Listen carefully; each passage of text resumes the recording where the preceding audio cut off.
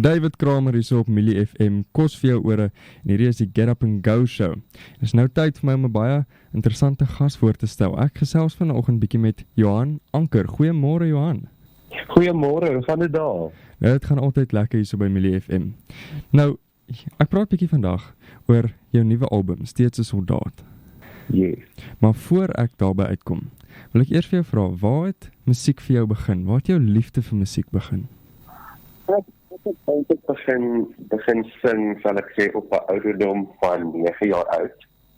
En dit was maar net nog, hoe sal ek sê, dit was maar net iets wat ek nog altyd gedoen het en waar ek nog altyd baie lief was. En ja, ek het begin sing in die kerk en van daar af het ek toe musiek gedoen op skool as vak.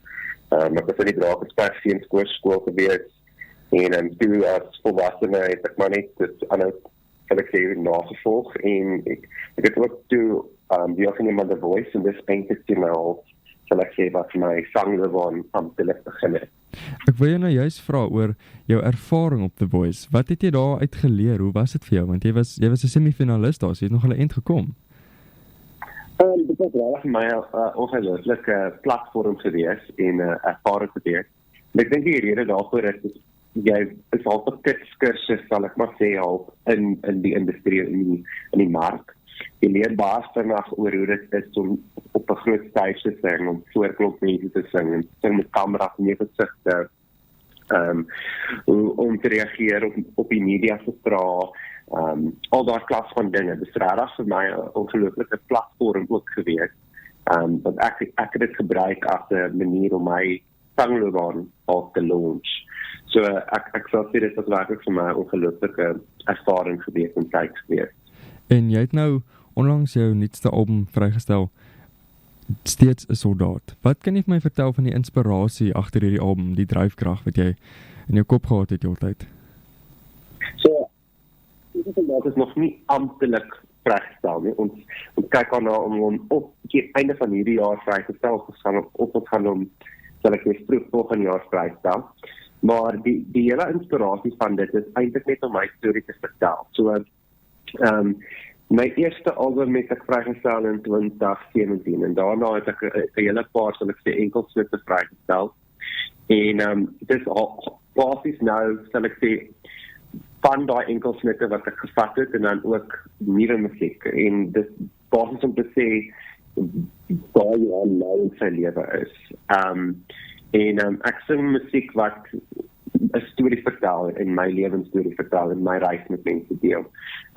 Of dit nou oorspronklike musiek is of covers is, maar dit altyd al 'n vertolking of 'n vertelling van my verhaal en my storie.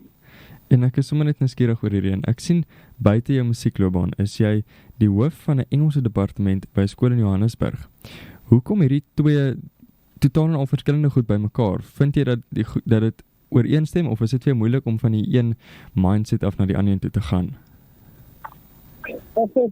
Dit is nie vir my moeilik nie. Ek dink tog, kyk, om onderwysers te wees, dit is ook eintlik 'n performance. Ek weet dit klink dalk silly, maar dit is 'n performance. Jy moet voorberei vir jou klasse, jy staan voor die kinders, laat ek jou sê, hulle is baie keer 'n baie challenging gehoor, want jy moet hulle aandag natuurlik die hele tyd probeer behou. So dit is vir my, en ek dink die twee vul mekaar baie nice aan. Omdat ek 'n sanger is en gewoond is om te sing vir mense, maak dit my ook 'n beter onderwyser, en dat ek met groot oortuiging my lesse kan aanbied en dieselfde op die verhoog as ek sing. Dit het my natuurlijk baie, sal ek weer, confidence gegee om gemaklik vir enige gehoor te kan staan en te kan doen wat ek wil. So ja, ek dink die twee vul mekaar eintlik baie goed aan. Okay. Johan, ek sê vir jou baie dankie vir die gesels vanoggend. Baie dankie vir die tyd en ja, dit is altyd 'n groot voorreg om met julle te kan gesels. Ons speel uit met Johan Anker, Swart Koffie.